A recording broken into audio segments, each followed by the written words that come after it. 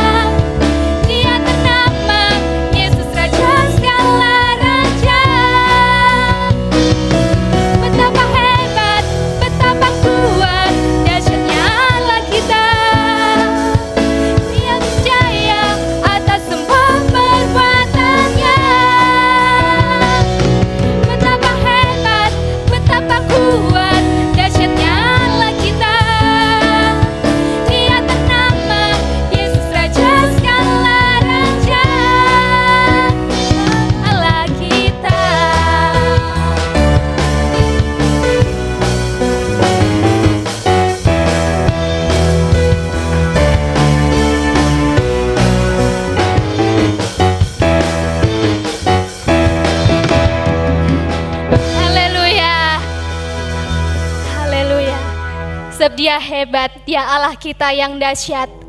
Dia layak ditinggikan. Mari kita mau berikan segala pujian, hormat, dan kemuliaan hanya bagi Dia saja. Kami mau tinggikan Engkau Tuhan.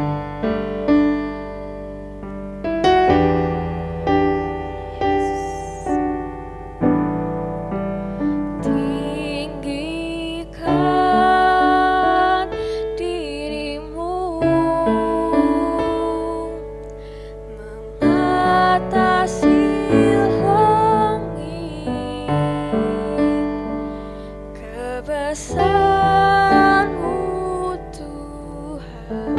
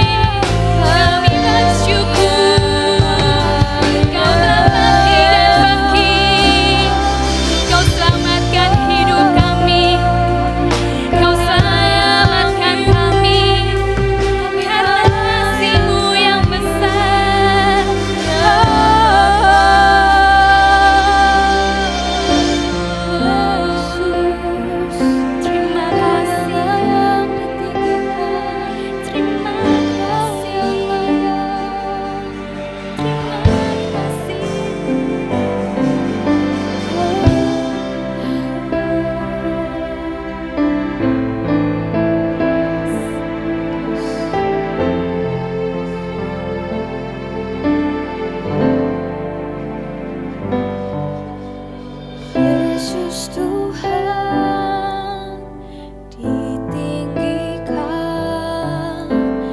dimuliakan dan naik ke surga. Dia berikan Roh Kudus-Nya, menguatkan dan menolong selalu. Sungguh ku rindu bersekutu denganmu selamanya. Allah Roh Kudus, jamah hatiku dengan urapanmu. Rindu selalu dekat denganmu, tinggal di hadiratmu. Kita nyanyikan pujian ini dari awal. Yesus Tuhan ditinggikan, dimuliakan dan naik ke surga. Dia berikan Roh Kudus-Nya, menguatkan dan menolong selalu. Sungguh rindu bersekutu denganmu selamanya. Allah Roh Kudus, jamah hatiku dengan urapanmu. Rindu selalu dekat denganmu, tinggal di hadiratmu. Allah Roh Kudus, jamah hatiku dengan urapanmu. Rindu selalu dekat denganmu, tinggal di hadiratmu. Allah Roh Kudus, jamah hatiku dengan urapanmu. Rindu selalu dekat denganmu, tinggal di hadiratmu.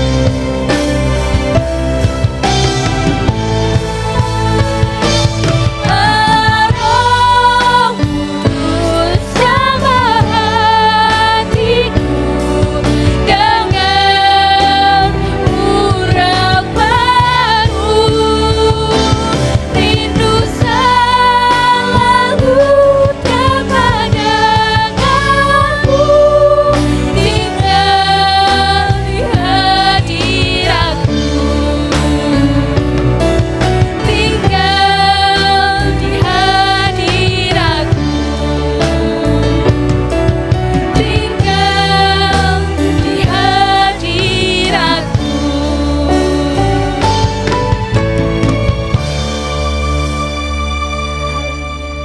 Kami bersyukur Tuhan untuk ibadah hari ini Tuhan. Kami mengucap syukur karena Tuhan hadir di tengah-tengah kami.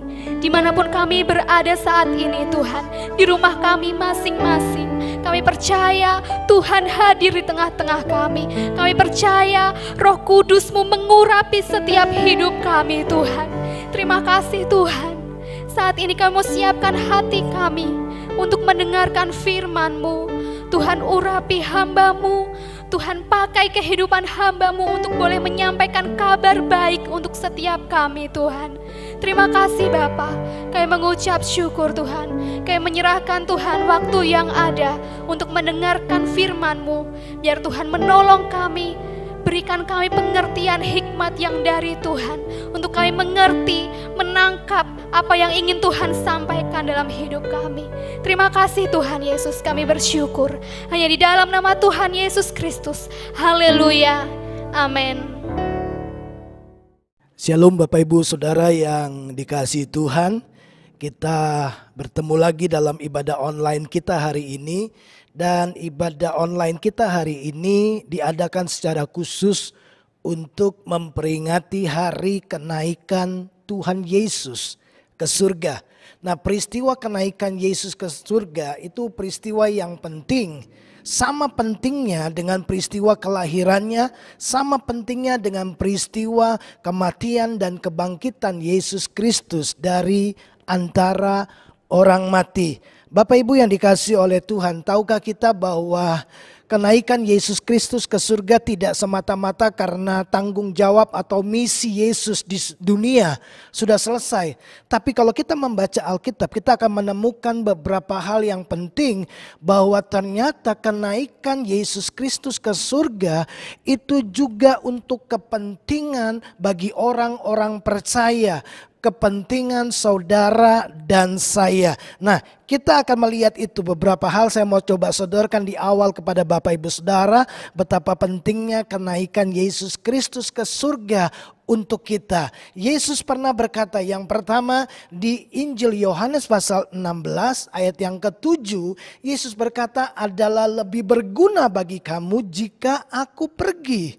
Sebab jika aku tidak pergi, maka penolong itu tidak akan datang kepadamu. Tapi jikalau aku pergi, aku akan mengutus penolong itu, penghibur, roh penghibur, yaitu Roh Kudus, datang kepadamu, diam di dalammu dan menyertaimu selama-lamanya. Jadi itu kepentingan yang sangat penting buat kita ketika Yesus naik ke surga. Yang kedua, Yesus pernah mengajar kepada murid-muridnya, dicatat di dalam Injil Yohanes 14, bahwa Yesus berkata, kalau aku pergi kembali kepada Bapa, aku kembali kepada Bapa untuk menyediakan tempat bagimu, sebab di rumah Bapakku banyak tempat tinggal.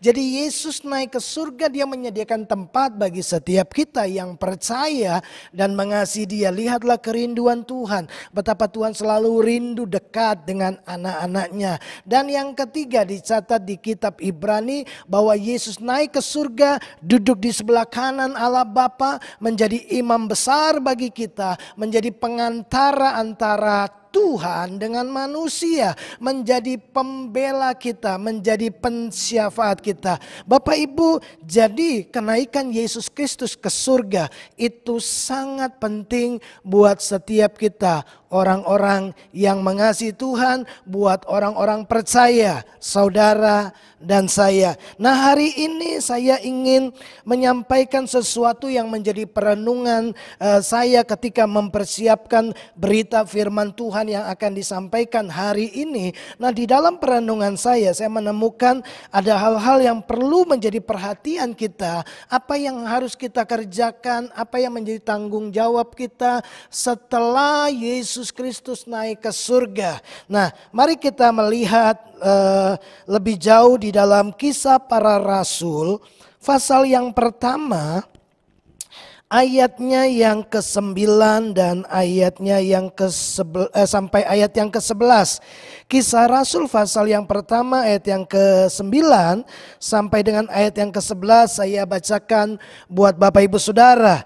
Ayat yang ke-9 berkata demikian. Sesudah ia mengatakan demikian, terangkatlah ia disaksikan oleh mereka dan awan menutupnya dari pandangan mereka. Sampai di sini dulu. Nah, Bapak Ibu yang dikasihi oleh Tuhan, sesudah Yesus mengatakan demikian, lalu kemudian Yesus terangkat naik ke surga, lalu kemudian ditutup oleh awan sehingga murid-murid yang menyaksikan kenaikan Yesus pada waktu itu tidak bisa lagi melihatnya. Nah, yang menjadi pertanyaan penting adalah, Bapak Ibu, apa yang Yesus katakan kepada mereka di detik-detik terakhir sebelum dia naik ke surga? Apa yang Yesus beritakan, apa yang Yesus sampaikan kepada murid-muridnya di hari-hari terakhir sebelum dia meninggalkan dunia ini dan kembali ke surga. Itu juga akan menjadi pesan penting buat saudara dan saya, orang-orang percaya, di mana pesan itu disampaikan kepada murid-murid kemudian diteruskan sampai kepada kita hari ini. Nah, saya ingin supaya kita mengerti apa yang Yesus sedang sampaikan kepada murid-murid menjadi apa yang dipercayakan oleh Tuhan kepada murid-murid, yang menjadi kepercayaan dan tanggung jawab murid-murid nanti setelah kenaikan Yesus Kristus ke surga. Kita akan temukan pesan-pesan itu di ayat-ayat sebelumnya. Kalau kita melihat di dalam Kisah Rasul pasal yang pertama ayat yang ketiga, setelah Yesus bangkit dari antara orang mati, dicatat bahwa 40 hari, selama 40 hari berulang-ulang Yesus menyatakan dirinya, membuktikan bahwa dia hidup, dia sudah bangkit. Nah, selain dia membuktikan bahwa dia sudah bangkit dan dia hidup, Yesus menyampaikan sebuah pesan-pesan penting. Kenapa saya sebut itu pesan penting? Karena Yesus menyampaikannya berulang-ulang selama 40 hari sampai di hari yang ke-40, hari di mana dia nanti akan terangkat ke surga. Yesus masih membicarakan pesan ini, dan pesan itu adalah kerajaan Allah. Injil kerajaan Allah, di mana Injil kerajaan Allah itu berisikan tentang kabar baik keselamatan yang hanya bisa didapat di dalam Yesus Kristus Tuhan. Karena Yesus telah menebus dosa manusia, membayar hutang dosa, dan memberikan anugerah keselamatan hidup yang kekal bagi setiap orang yang percaya kepadanya. Itu pesan yang Yesus sampaikan, itu yang dia katakan kepada murid-muridnya. Lalu kemudian ditutup di ayat yang ke-8 dari Kisah Rasul pasal yang pertama, yang dikatakan bahwa kamu akan menerima kuasa kalau Roh Kudus turun ke atas kamu. Bukan hanya menerima kuasa, tapi Roh Kudus akan menjadikan setiap orang percaya menjadi saksi Kristus. Di mana? Di Yerusalem, di seluruh Yudea, di Samaria, dan sampai ke ujung bumi. Ini pesan yang penting, ini kepercayaan, ini tanggung jawab yang harus diemban para murid dan juga orang-orang percaya. Matius menuliskannya di dalam Injil Matius 28 ayat 19 dan 20. Matius menuliskan pesan itu sebagai amanat agung Yesus Kristus yang berbunyi demikian, karena itu pergilah, jadikanlah sekalian bangsa muridku, karena itu pergilah. Jadi pesan Tuhan terakhir kepada murid-murid, kepada orang percaya pasca kenaikannya nanti ke surga adalah begini: beritakan Injil kerajaan Allah. Itu yang pertama. Yang kedua, kita orang-orang percaya diutus. Karena Yesus berkata pergilah, kita diutus. Yesus pernah berkata kepada murid-muridnya, sama seperti Bapa mengutus aku, demikian aku mengutus kamu. Jadi pesan yang penting yang kedua yang Yesus bicarakan kepada murid-murid dan disampaikan kepada kita hari ini, bahwa saudara dan saya adalah utusan-utusan kerajaan Allah. Saudara dan saya adalah duta-duta kerajaan Allah. Yang ketiga, kita diutus bukan hanya memuridkan orang, mengajar mereka tentang apa yang diajarkan oleh Yesus, prinsip-prinsip dan nilai kerajaan. Kita juga menjadi saksi, berbicara tentang Kristus karena kita mengalami Kristus. Nah, Bapak Ibu yang dikasih oleh Tuhan, itulah yang Yesus pesankan kepada murid-muridnya. Itulah berita, itulah kepercayaan, itulah tanggung jawab yang Yesus berikan kepada kita orang percaya, yang pertama-tama disampaikan kepada murid murid Yesus Kristus. Jadi kita mengerti bahwa sebelum Yesus tinggalkan dunia ini, sebelum Yesus tinggalkan murid-murid, dia memberikan kepercayaan dan tanggung jawab kepada murid-murid supaya selama mereka menanti kedatangan Yesus, mereka harus mengerjakan amanat agung karena mereka adalah duta kerajaan Allah, mereka utusan kerajaan Allah, mereka adalah saksi Kristus. Nah, mari kita lanjut di ayatnya yang ke-10. Dari Kisah Rasul pasal yang pertama, firman Tuhan berkata demikian. Ketika mereka sedang menatap ke langit, waktu ia naik itu, tiba-tiba berdirilah dua orang yang berpakaian putih dekat mereka.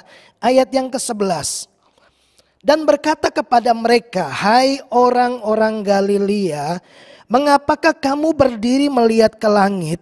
Yesus ini yang terangkat ke surga meninggalkan kamu akan datang kembali dengan cara yang sama seperti kamu melihat dia naik ke surga. Malaikat menyampaikan sebuah pesan penting dari surga, ya, dan berbicara kepada para murid berkata demikian. Yesus ini yang terangkat ke surga meninggalkan kamu.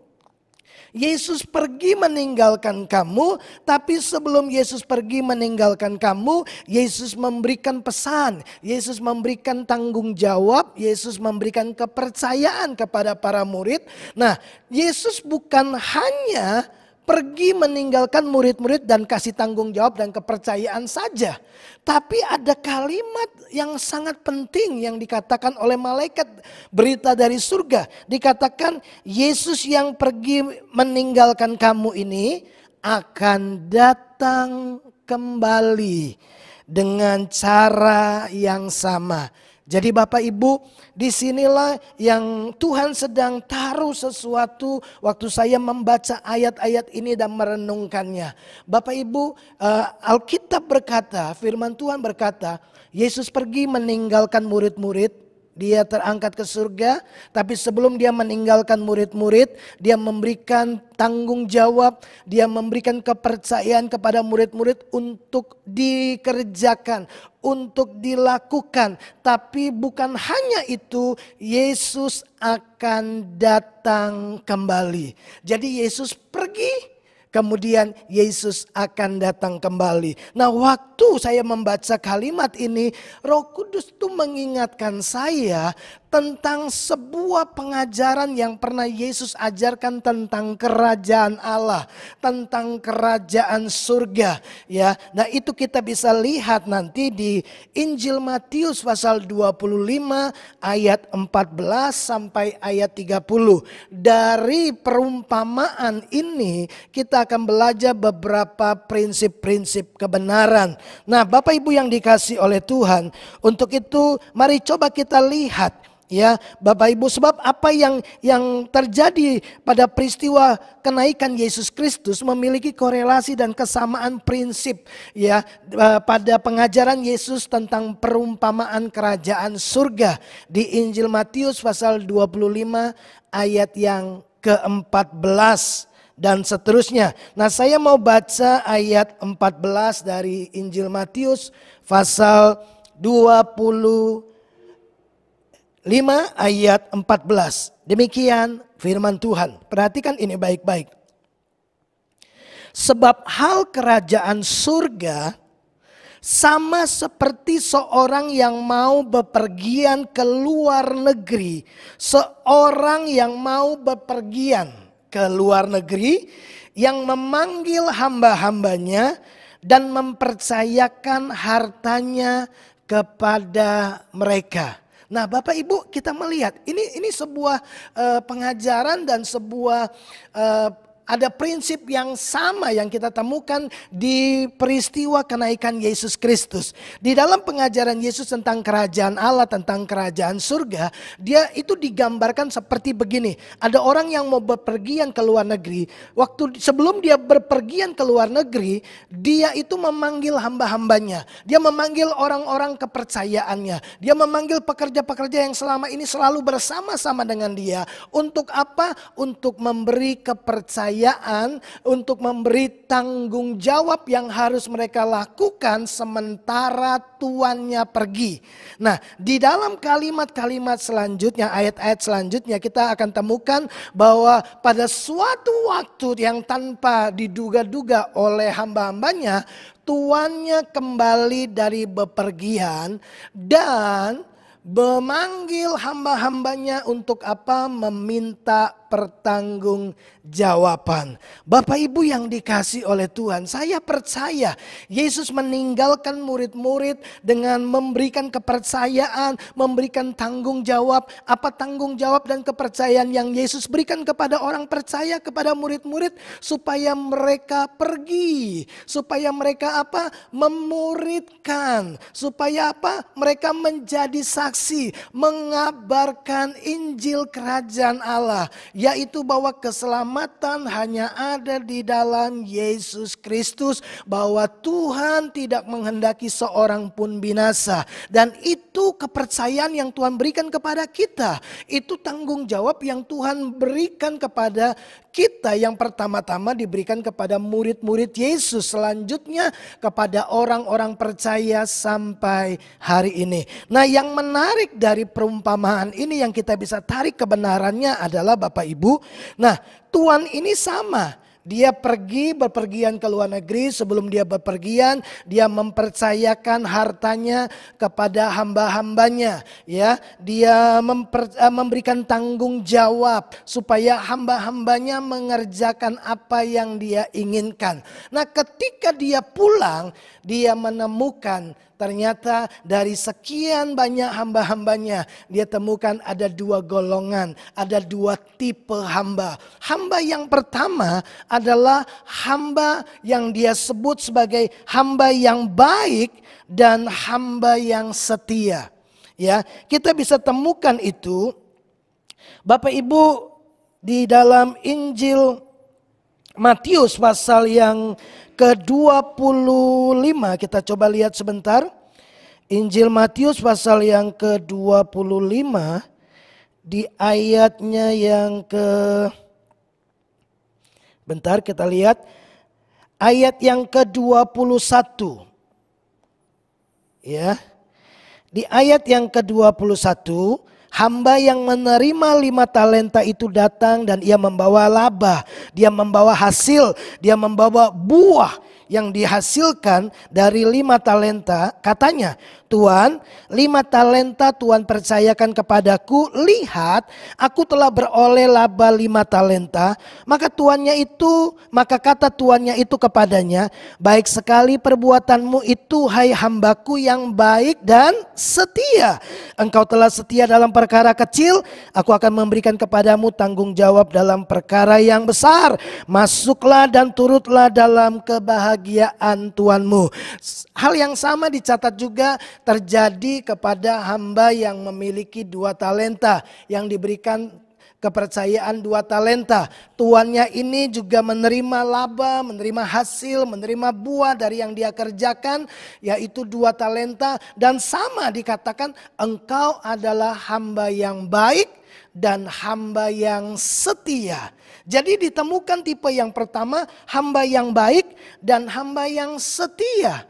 Kata setia menggunakan kata pistos. Kata pistos itu artinya terpercaya.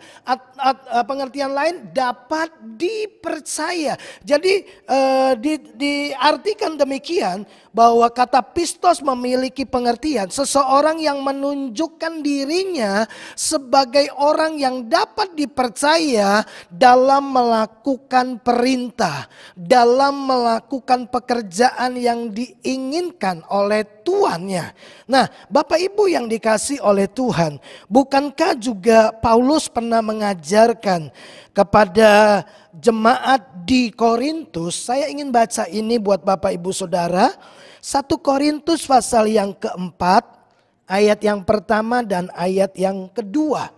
Dikatakan demikian, demikianlah hendaknya orang memandang kami sebagai apa? Hamba-hamba Kristus. Ingat perumpamaan ini, Tuhan ini pergi dan mempercayakan kepadanya kepercayaan, tanggung jawab kepada hamba-hamba. Nah, Paulus berkata, kami ini adalah hamba-hamba Kristus yang kepadanya dipercayakan rahasia Allah. Jadi ada kepercayaan, ya. Setiap kita adalah hamba-hamba Kristus, kepada kita diberikan tanggung jawab dan kepercayaan. Ayat yang kedua, yang dituntut, yang akhirnya dituntut dari pelayan-pelayan yang demikian, dari hamba-hamba yang demikian, ialah bahwa ternyata bahwa mereka ternyata dapat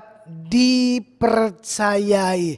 Jadi Bapak Ibu yang dikasihi oleh Tuhan, sekembalinya nanti Yesus datang ke dunia untuk menjemput setiap orang yang percaya, dan dia akan memberikan upah kepada hamba-hamba yang baik. Kerinduan Tuhan nanti waktu kelak ketika dia datang yang kedua kalinya, didapatinya setiap kita adalah hamba yang baik dan hamba yang setia, hamba yang dapat dipercaya dengan menunjukkan bahwa kita melakukan pekerjaan yang dipercayakan, yang dikehendaki oleh Tuhan Yesus Kristus. Apakah yang Tuhan kehendaki dan percayakan buat kita? Menjadi saksinya, menjadi duta kerajaan Allah, diutus untuk mengabarkan Injil kerajaan Allah, memuridkan orang sampai orang menjadi murid-murid Tuhan. Nah Bapak Ibu, itu tipe yang pertama. Tapi ada tipe yang kedua, yaitu hamba yang jahat dan hamba yang malas. Kita bisa temukan itu Bapak Ibu di ayatnya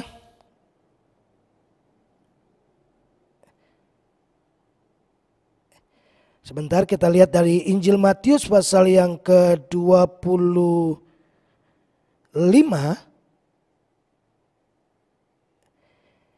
Di ayatnya yang ke-26.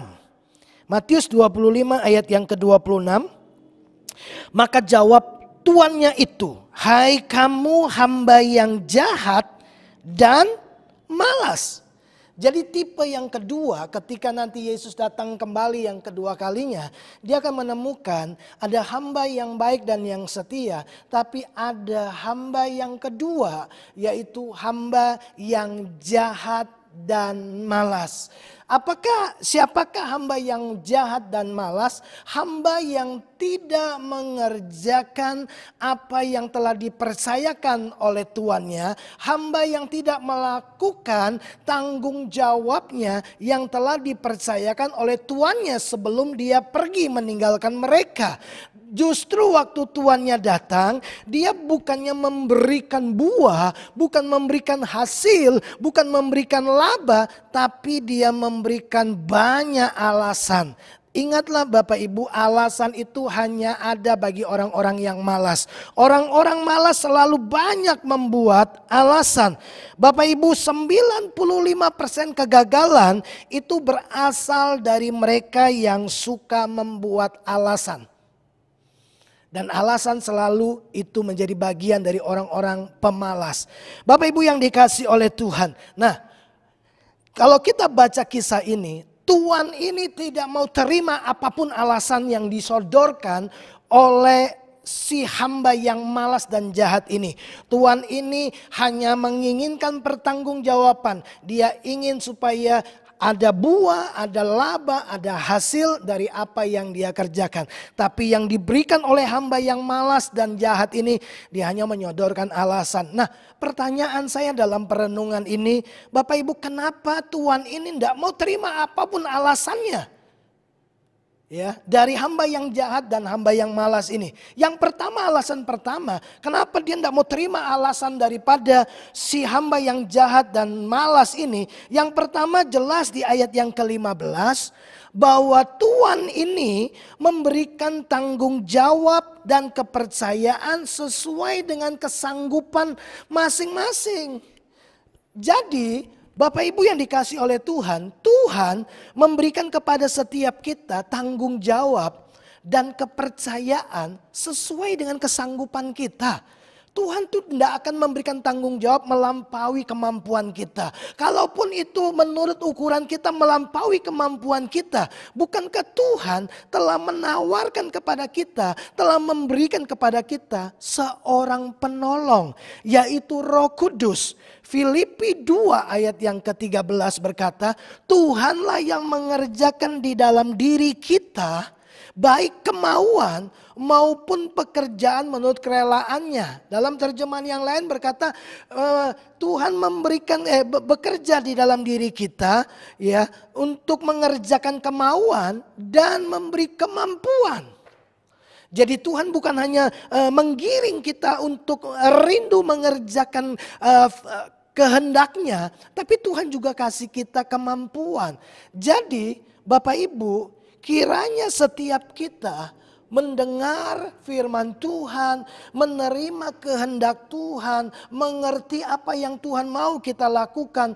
Mari kerjakan itu. Percayalah, Tuhan memberikan kepada kita tanggung jawab yang kita bisa emban, yang kita bisa kerjakan. Yang pertama, Tuhan tidak mau terima alasan daripada hamba yang jahat dan malas ini, karena memang dia telah memberikan tanggung jawab sesuai dengan kesanggupan masing-masing. Nah, kalau sudah diukur sesuai dengan kesanggupan, kalau sudah diukur sesuai dengan kemampuan, maka tidak ada alasan untuk tidak berhasil. Yang jelas si penerima hamba yang jahat dan malas ini, kalau dia mengerjakan satu talenta yang dia terima, kepercayaan yang dia terima, kalau dia bekerja, dia pasti berhasil. Hamba yang malas dan jahat ini, dia membuat alasan, tapi alasannya ditolak Tuhan, ditolak oleh tuannya, karena memang tanggung jawab sudah diberikan sesuai dengan kesanggupan masing-masing. Alasan yang kedua kenapa Tuhan menolak hamba yang jahat ini, karena Tuhan telah memberikan batas waktu dan kesempatan yang sama. Ya, waktu yang dibutuhkan sama. Ya, dari tuannya pergi sampai tuannya datang. Tuannya tidak datang pada saat yang berbeda-beda kepada hamba-hambanya. Tapi dia pergi pada waktu yang sama, hamba-hambanya berkumpul, waktu dia datang, dia kumpulkan juga hamba-hambanya dan dia minta pertanggungjawaban. Artinya begini Bapak Ibu Saudara, dalam kehidupan kita, Tuhan itu sudah memberikan kepada kita batas waktu dan kesempatan yang sama. Ada batas waktu untuk mengerjakan kehendak Allah dalam kehidupan kita. Ada batas waktu untuk mengerjakan amanat agung dalam kehidupan kita. Batas waktu yang diberikan Tuhan kepada kita adalah sebatas usia kita. Sampai hari ini kita memiliki waktu yang sama kan? 1 hari 24 jam, 1 minggu 7 hari, 1 tahun 12 bulan. Kita memiliki batas waktu yang sama sesuai dengan usia yang Tuhan percayakan kepada kita. Atau sampai kedatangan Yesus yang kedua kalinya kalau kita masih hidup. Artinya Bapak Ibu, kita diberi oleh Tuhan kesempatan yang sama untuk melakukan kehendak Allah. Ingatlah Yesus pernah berkata begini, bukan orang yang berseru-seru Tuhan, Tuhan akan masuk dalam kerajaan Allah.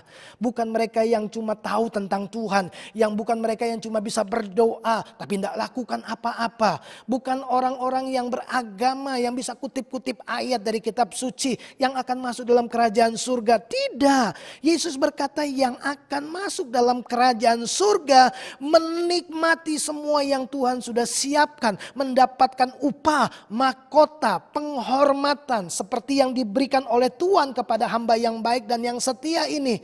Bapak Ibu, diberikan kepada orang yang melakukan kehendak Bapakku. Yesus berkata, bukan orang yang berseru Tuhan, Tuhan akan masuk dalam kerajaan surga, melainkan mereka yang melakukan kehendak Bapakku. Apa yang menjadi kehendak Bapa buat kita orang-orang percaya? Kita diminta oleh Tuhan, dipercaya dan diberi tanggung jawab oleh Tuhan menjadi duta-duta kerajaan Allah, menyampaikan Injil kerajaan Allah, bahwa keselamatan hanya ada di dalam Yesus Kristus Tuhan. Kita bukan hanya didaulat menjadi duta kerajaan Allah, kita juga menjadi saksi daripada Yesus Kristus, menyaksikan kebaikan Tuhan, menyaksikan apa yang kita alami bersama dengan Tuhan.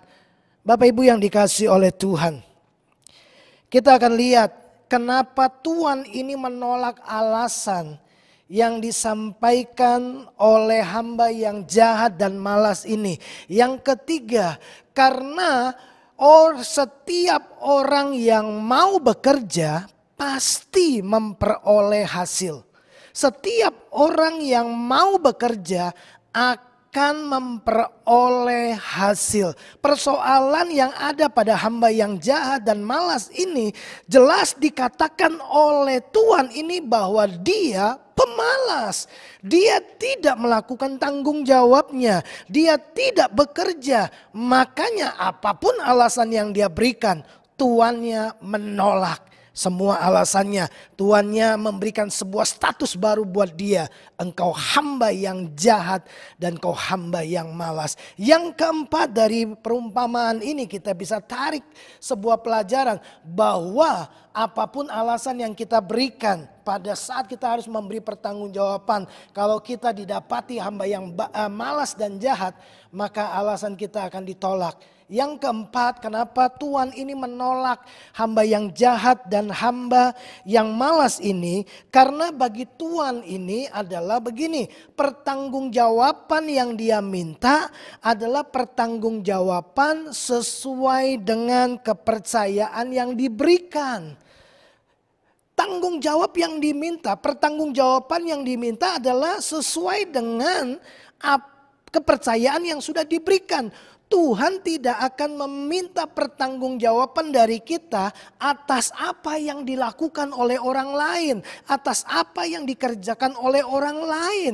Karena Tuhan telah mempercayakan kepada setiap kita sesuai dengan kemampuan kita. Jadi Tuhan meminta pertanggungjawaban dari apa yang Dia sudah percayakan. Tuhan tidak akan minta pertanggungjawaban dari apa yang Dia tidak minta kita lakukan. Oleh karena itu Bapak Ibu yang dikasihi oleh Tuhan, Yesus naik ke surga. Dia meninggalkan murid-muridnya, tapi sebelum dia meninggalkan murid-muridnya, dia memberikan tanggung jawab dan kepercayaan.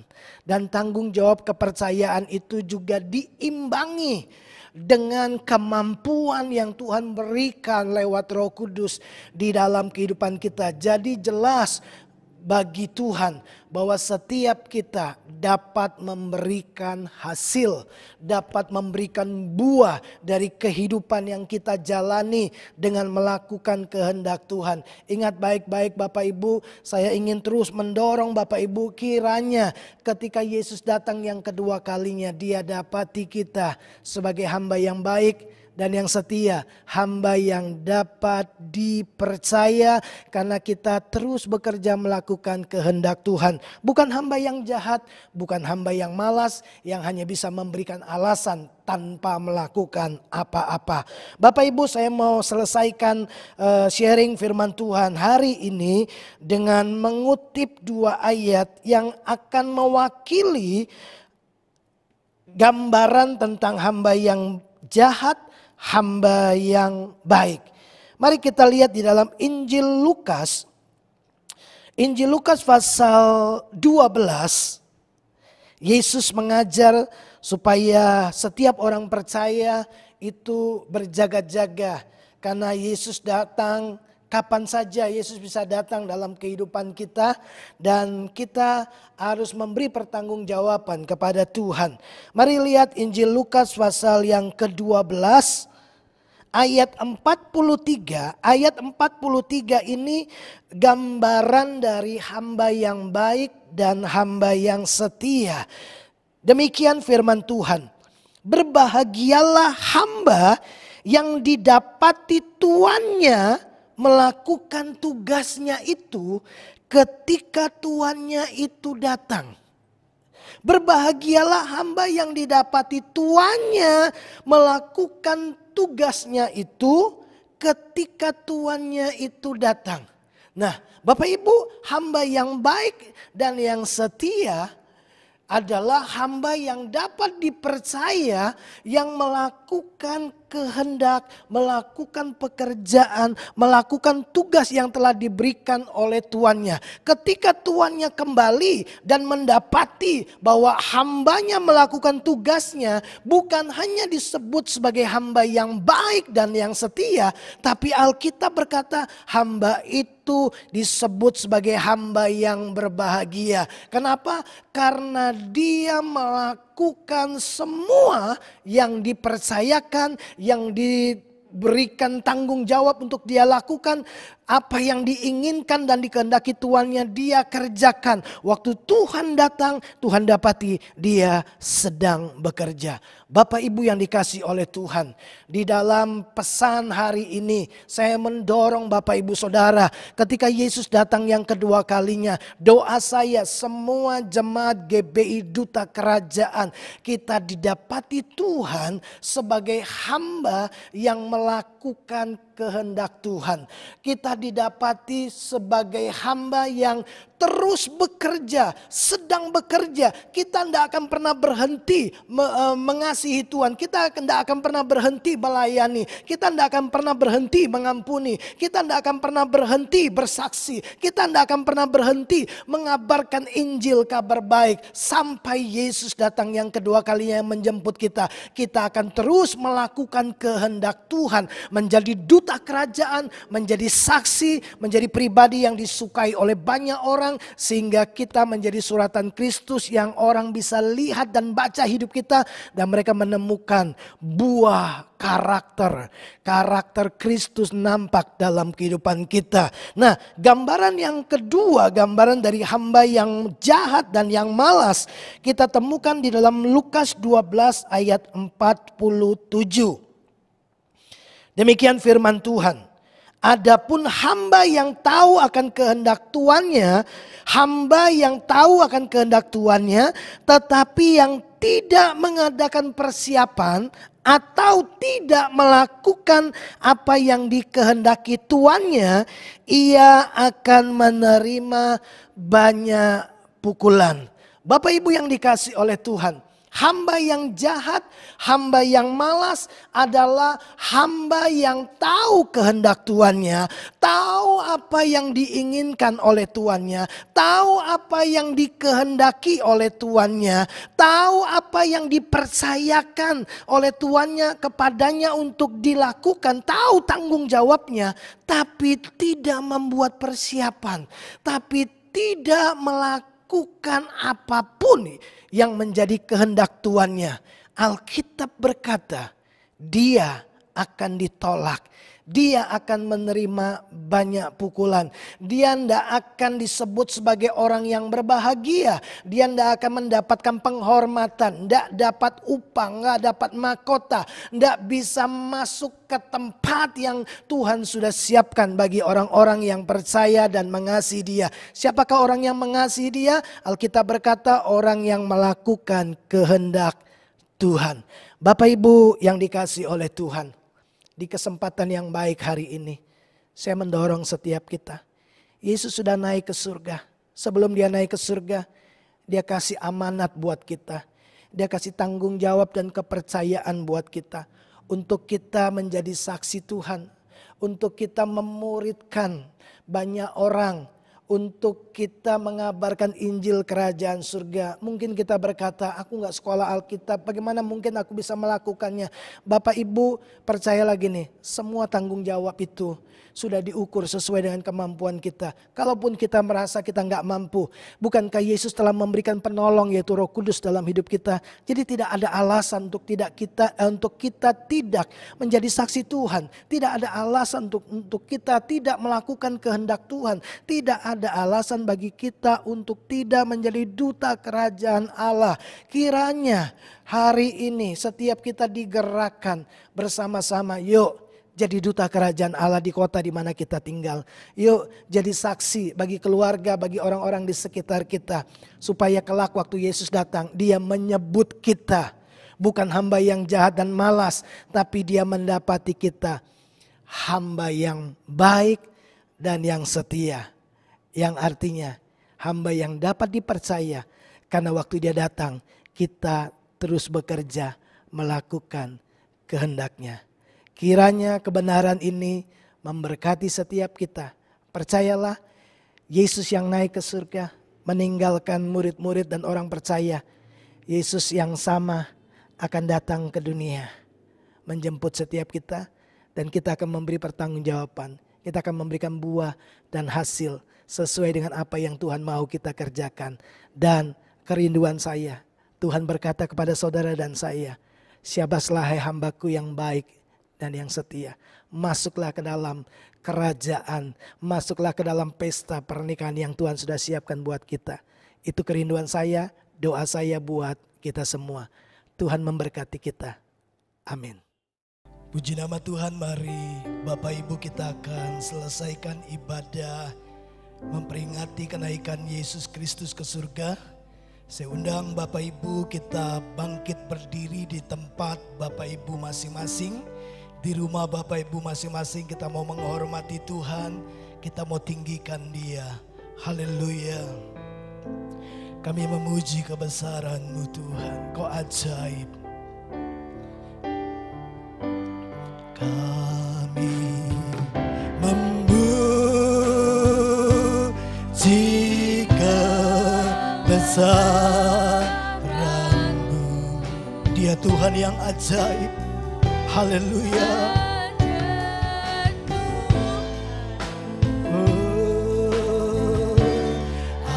Ajaib Tuhan.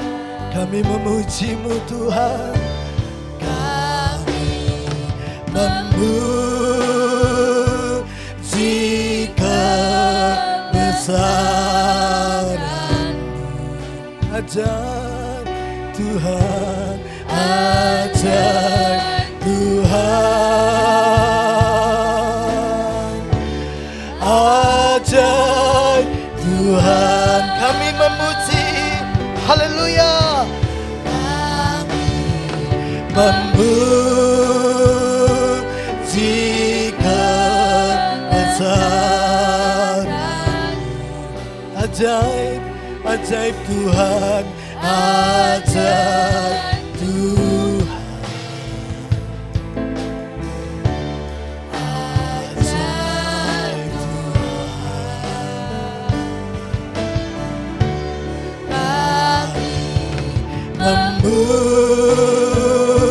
Memuji kebesaran-Mu.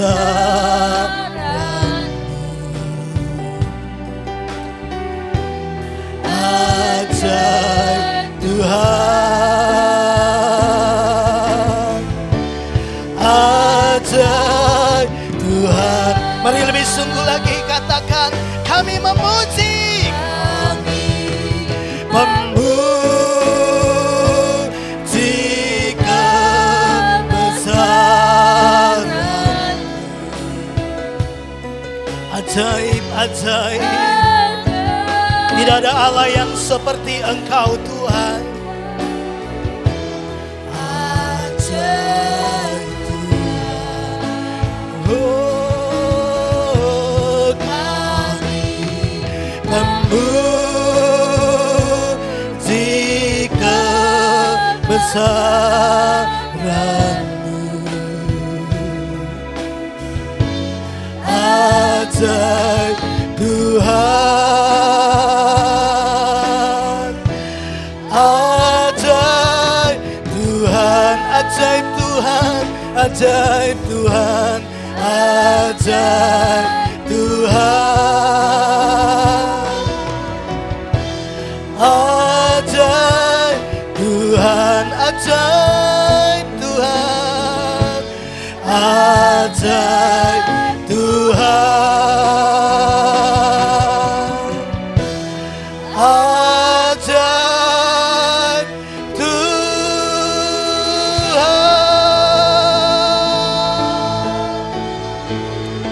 segala pujian, segala hormat, segala kemuliaan hanya bagi nama Yesus Kristus Tuhan. Kami bersyukur untuk semua kebaikan Tuhan. Kalau hari ini kami boleh memperingati hari kenaikan Tuhan Yesus kembali ke surga. Kami bersyukur Engkau tidak meninggalkan kami. Engkau mengutus Roh-Mu yang kudus supaya menyertai kami selama-lamanya, untuk kami diberi kemampuan mengerjakan seluruh maksud Tuhan dengan keberadaan kami di atas muka bumi ini. Memberi kami kemampuan mengerjakan kehendak Tuhan lewat kehidupan kami. Terima kasih, kami mengucap syukur. Kami akan selesaikan ibadah kami. Kami mengangkat tangan kami di hadapan Tuhan. Kiranya turun berkat Tuhan yang terbaik, kasih setia dari Allah Bapa yang mengasihi kami dengan cinta yang tanpa syarat. Kasih karunia demi kasih karunia dari Kristus Yesus Tuhan kami. Pertolongan dan penyertaan dari Allah Roh Kudus yang terus memimpin, menyertai kami sampai Maranatha. Yesus Kristus datang yang kedua kalinya, menjemput setiap kami, orang-orang yang percaya dan yang mengasihi Tuhan. Kami terima berkat Abraham, berkat Ishak dan berkat Yakub, berkat yang disempurnakan di dalam Kristus Yesus Tuhan. Kami terima berkat ini di dalam satu nama, Tuhan Yesus Kristus. Setiap kita yang percaya diberkati oleh Tuhan. Mari bersama-sama katakan amin. Terima kasih, Tuhan Yesus memberkati kita semua.